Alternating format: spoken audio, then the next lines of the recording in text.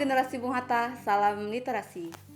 Pada video kali ini, saya akan mengemas ulang hasil kajian dari UPT Perpustakaan Proklamator Bung Hatta pada tahun 2022 yang berjudul Bung Hatta dan Islam. Beragama jangan seperti gincu, terlihat tetapi tidak terasa. Beragama harus seperti garam, tidak terlihat tetapi terasa. Terinspirasi dari kata-kata Bung Hatta di dalam buku Bung Hatta Menjawab, buku ini mengulas tentang sang proklamator sebagai seorang muslim dan pemimpin bangsa dalam mengamalkan agama Islam, mulai dari kehidupan pribadi hingga bernegara. Jika berbicara tentang Bung Hatta, kita dapat melihat bahwa beliau meletakkan dasar kenegaraannya pada pikiran dan landasan keagamaan yang dipakainya. Landasan keagamaan Bung Hatta dipupuk oleh pendidikan agama dan moral, serta kedisiplinan sejak dini dari keluarga, para ulama, dan tentu saja buku-buku yang beliau baca. Kakeknya sendiri, Syekh Abdurrahman, merupakan seorang tokoh ulama besar yang memimpin sebuah pesantren di Batu Hampar, Sumatera Barat. Pada masa remaja, selain menuntut ilmu di sekolah Belanda, Bung Hatta tetap belajar agama dengan berguru kepada Haji Abdullah Ahmad, salah satu tokoh ulama modern di Kota Padang. Keislaman Bung Hatta juga dipengaruhi oleh filosofi adat budaya Minangkabau, yaitu adat basandi syara, syara basandi kitabullah, syara mangato, adat memakai.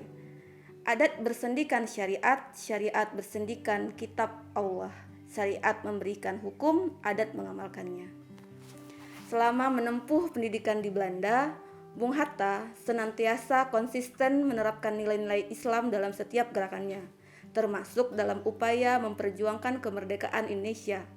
Sikap aktif dalam menentang penjajah dan ketertarikannya akan paham demokrasi sosialis untuk negara Indonesia juga sejalan dengan ajaran Islam yang sama-sama membela prinsip pri kemanusiaan dan berkeadilan sosial bagi seluruh rakyat.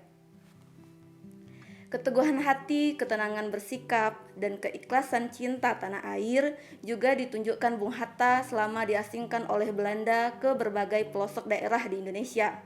Hal ini tercermin dalam autobiografinya, Memoir.